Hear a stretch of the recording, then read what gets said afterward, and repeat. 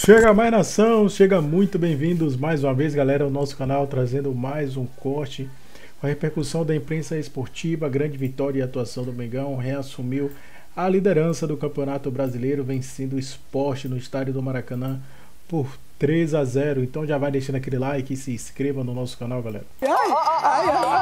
Não, você caiu quando veio o boleto, né? Esse boleto tá vindo aí, ó. Você caiu quando veio o boleto. Esse boleto, meu amor, são 12 meses de boleto. Caiu quando viu o boleto, você falou, olha, é o seguinte, pode colocar o abecedário inteiro aqui. Mas pode colocar aqui, ó, 12 meses de boleto, entendeu? Sabe aquele boleto que não tem fim? 12 meses, ó, 8 meses, outro mês. É 1 de 12, 2 de 12, 3 de 12. Não pode perder a pulseira, senão você continua pagando o boleto. Não pode perder a pulseira. Não perde a pulseira. E no Maracanã, vamos falar aqui de Flamengo? Flamengo. Sempre Flamengo. Olha o meu hino aí, ó. Sempre eu hei de ser. O Flamengo, mas ó, o Flamengo fez a lição de casa, né? Agora, até o final do Campeonato Brasileiro, vai ser essa perseguição aí entre Palmeiras, Flamengo e o Cruzeiro ali tentando alguma coisa. Bom, o Flamengo venceu o Lanterna Sport e voltou à liderança do Brasileirão. E eu tenho uma pergunta. Você sabe onde dorme a coruja, Elias Júnior? Eu não sei, mas o Arrascaeta sabe.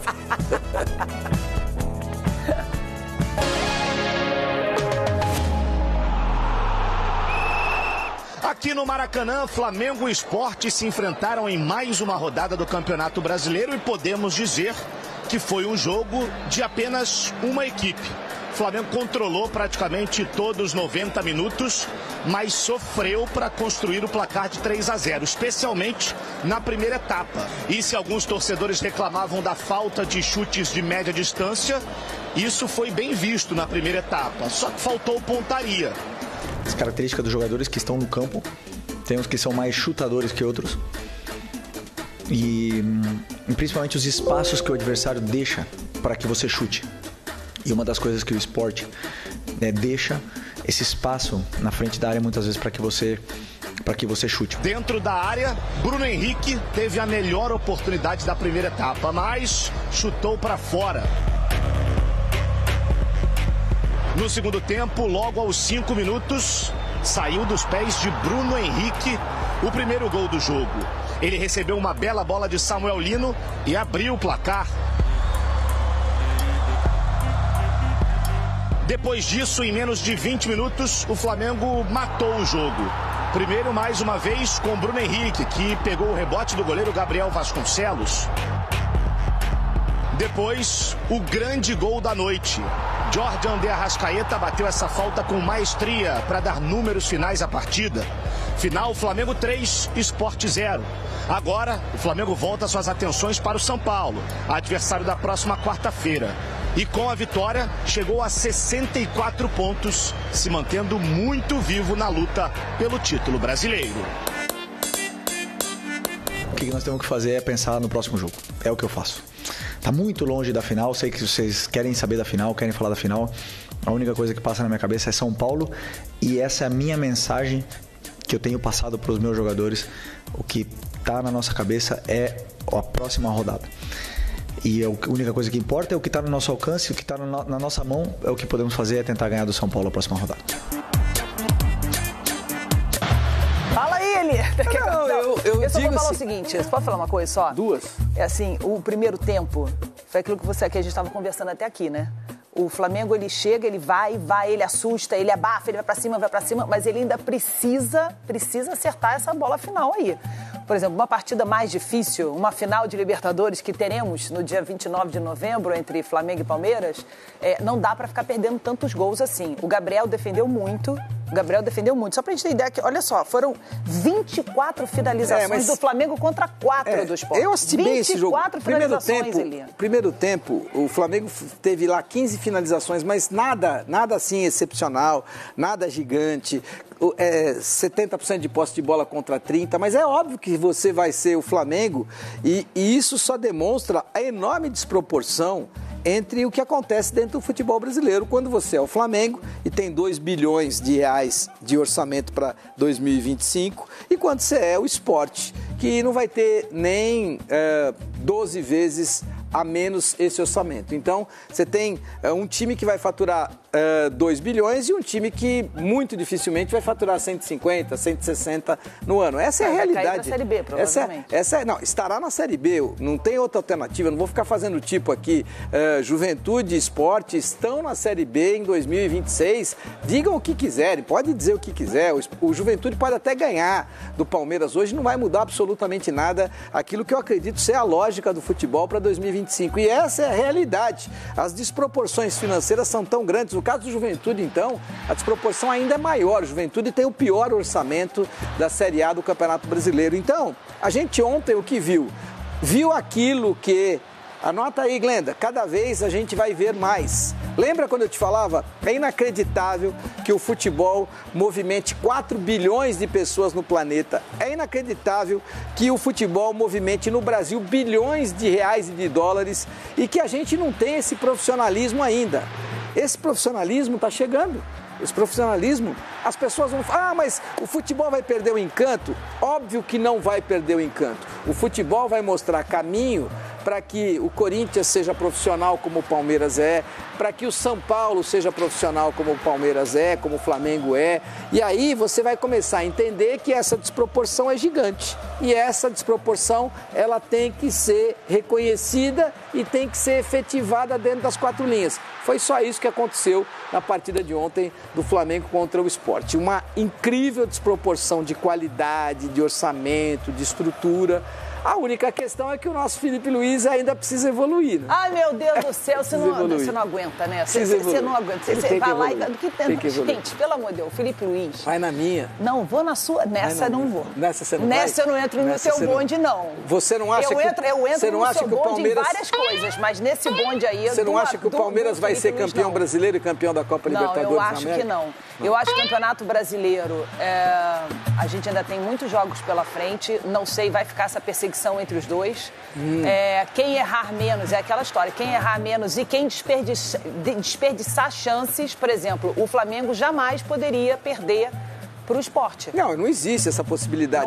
Não poderia pode nem empatar. Mas acabou o primeiro tempo, eu falei, pô, não é mas você sabe que isso, na sequência, o Flamengo faz 4 substituições. Não, eu sei. E ele volta melhor. Não, ele volta melhor, mas assim... E o coitadinho do Sport, se fizer uma, já despenca. Ele volta melhor, mas, por exemplo, perdeu para o Cruzeiro. Porque, tudo bem, o Cruzeiro é o Cruzeiro, Sport, é diferente. Mas perdeu para o Cruzeiro, não podia perder para o Cruzeiro. Não embate ali, pela liderança, não pode perder. Mas é que o Leonardo Jardim, o técnico do Cruzeiro, além do Cruzeiro ser um time infinitamente melhor do que o Sport, não dá para comparar. O Leonardo Jardim é um treinador muito melhor do que o Felipe Luiz. Não. Então...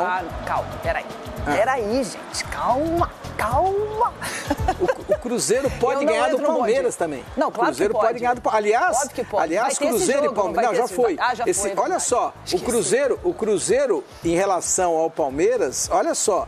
Olha como o Leonardo Jardim, apesar da gente estar... E eu acho ótimo que a gente possa discorrer sobre isso, porque a gente está com o Flamengo na pauta e nós vamos ficar com o Flamengo, mas não se esqueça de uma coisa. O Flamengo tem o melhor time da América do Sul, tem o melhor orçamento da América do Sul, mas não tem o melhor treinador da América do Sul. Tanto é verdade. E não tem sequer um dos 5 melhores treinadores da América do Sul. Tanto é verdade que... Olha, calma aí, nós vivemos num país... Você não pode falar de um técnico que pega o Flamengo e coloca na final da Libertadores. Mas espera um pouquinho. Que está brigando pelo título brasileiro. Está tudo bem, mas ele está fazendo a obrigação dele. Ele está fazendo só a obrigação dele. Nós estamos falando nada contra o Felipe. Felipe pode ficar chateado comigo. Ele tem um histórico de jogador maravilhoso, mas de treinador ele tem que evoluir muito, tem que comer muito arroz e feijão.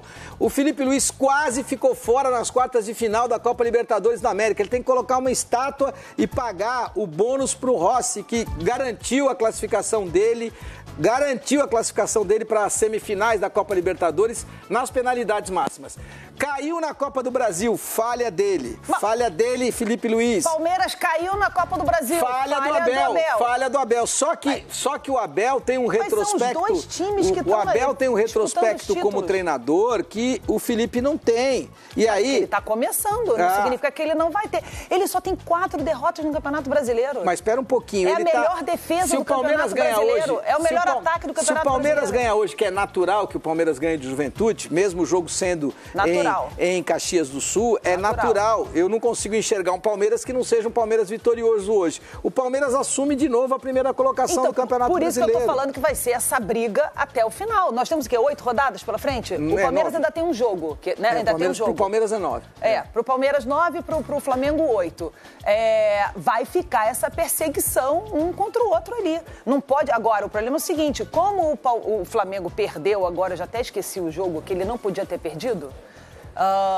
Foi pro Cruzeiro e também teve uma outra derrota. Isso daí, lembra? Bahia, né? Eu acho que foi pro Bahia.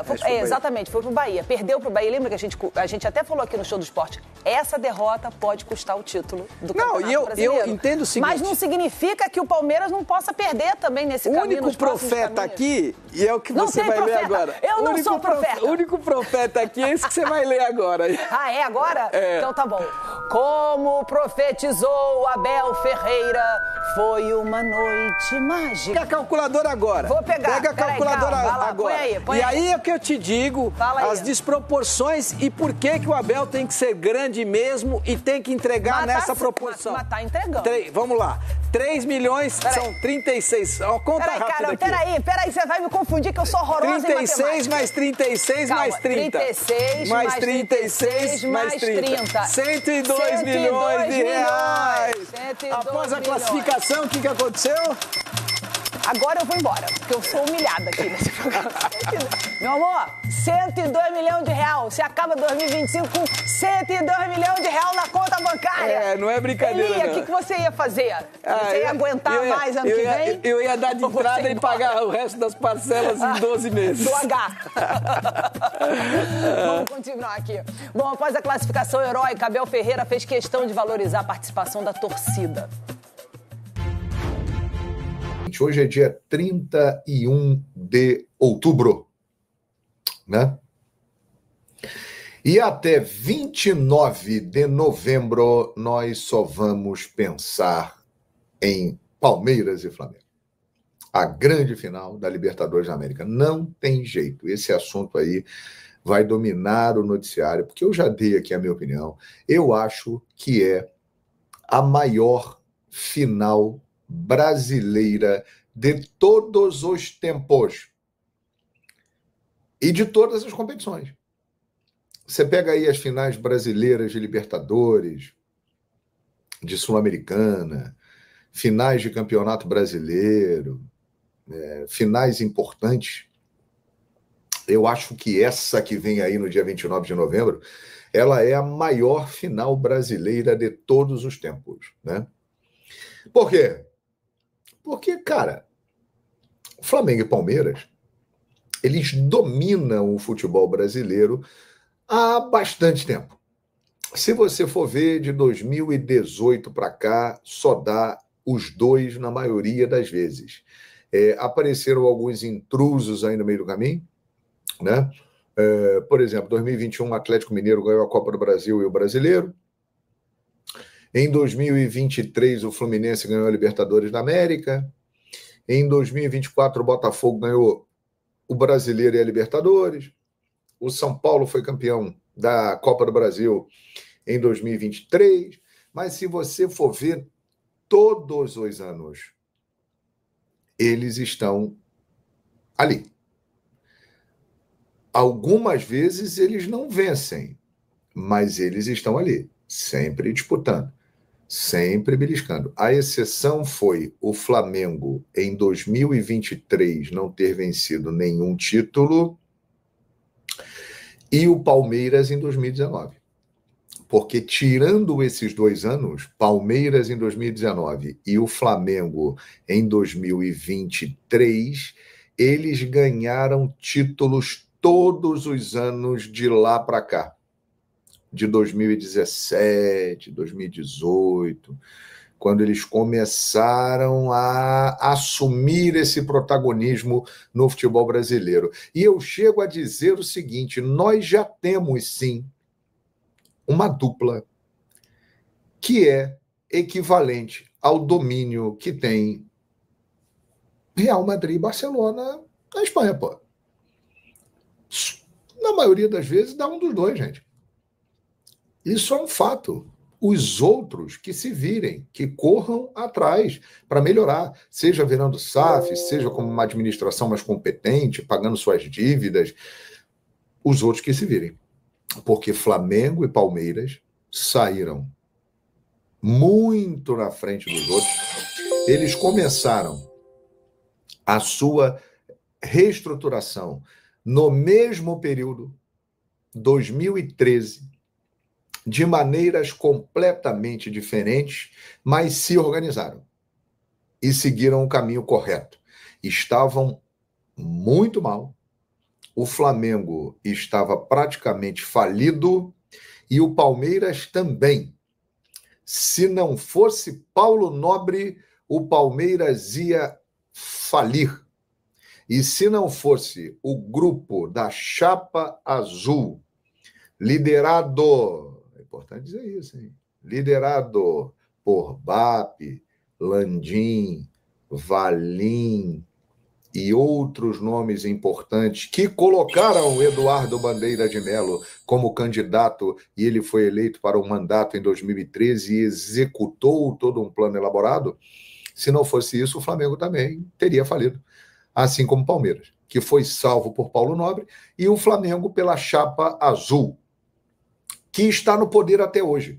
Só que com o passar do tempo, né, esse grupo ele foi se dividindo, né, disputa de espaço e tal, aquela coisa toda, mas a Chapa Azul continua no poder no Flamengo e eu acho que permanecerá por bastante tempo. Então, o que eu quero dizer é o seguinte, os dois, eles antes, muito antes dos outros, quando outros times, por exemplo, em 2013, o Corinthians era o time do Brasil. O Internacional estava muito bem. O São Paulo ainda estava muito bem. Era uma outra realidade. Flamengo e Palmeiras estavam ferrados, mas aí eles começaram. Na sua característica, no seu jeito, né? O Palmeiras fez o negócio na gestão do Beluso, de construir numa parceria com a W Torre, que até um determinado ano vai ter a prioridade no estádio, e depois ele será do Palmeiras o Allianz Parque, que hoje é uma grande fonte de receita para o clube, e o Flamengo, ele usou a sua própria força. O Palmeiras conseguiu patrocínios importantes, além do aporte inicial do Paulo Nobre, foi bem administrado, e o Flamengo foi muito bem administrado e usou o seu potencial. Pagou as suas dívidas e lentamente foi galgando, com a sua torcida abraçando o projeto, acreditando na ideia, e o Flamengo tem um potencial inigualável. É muita gente que torce para o Flamengo. O Flamengo é uma máquina de dinheiro e exatamente por isso, por ser bem administrado e pela quantidade de gente que ama o Flamengo e é louca pelo Flamengo, e também por aquelas pessoas que são antes do Flamengo, mas que consomem o Flamengo ele jamais será atingido em termos de força de dinheiro. Porque é muita gente, o Flamengo está muito na frente. Mas o Palmeiras também tem uma grande torcida, tem um grande potencial. E os dois seguiram um caminho e vão decidir no dia 29 de novembro o primeiro tetra brasileiro da Libertadores da América. E é uma final extremamente merecida, exatamente. É isso aí, nação. Ficamos por aqui, galera. E esse foi mais um corte. Então, se você chegando aqui pela primeira vez no nosso canal, peço a vocês que deixe seu like, se inscreva e ative o sino.